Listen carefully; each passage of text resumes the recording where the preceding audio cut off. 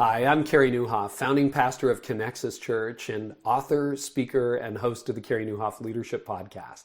And if you've ever been discouraged in your faith, and maybe you're there right now, I just want to encourage you today with today's verse. It comes from the prophet Isaiah. He's speaking several centuries before Jesus came, and he's talking to a defeated nation. They've been invaded by Babylon. They think it's over, and this is what he has to say. Every weapon formed against you will not succeed, and you shall declare guilty every tongue that rises against you for judgment.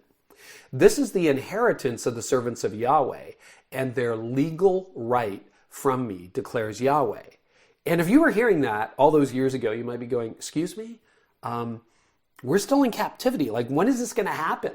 And of course, ultimately, God did deliver Israel, and he delivered all of us in Jesus. But maybe you've got a similar question. You're like, okay, yeah, I get verses like that, but why does it feel like all the weapons fashioned against me are succeeding? And you know what it's a little bit like?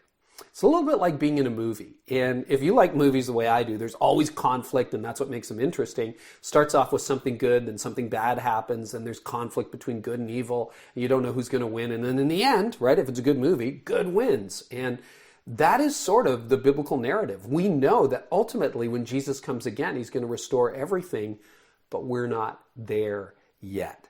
And if you're like me, what happens is you don't like drama in your own life. You don't like disappointment, but you're kind of attracted to drama in other people's lives. That's why you like a good movie or a good novel or a good TV show, right? And what we have to learn to do is what Israel learned to do, trust God in the moment. The victory is complete. We're just not there yet. Hang in there. God's love is secure. And you, actually, he says, this is a legal right. He said, this is an inheritance you have. So trust that today.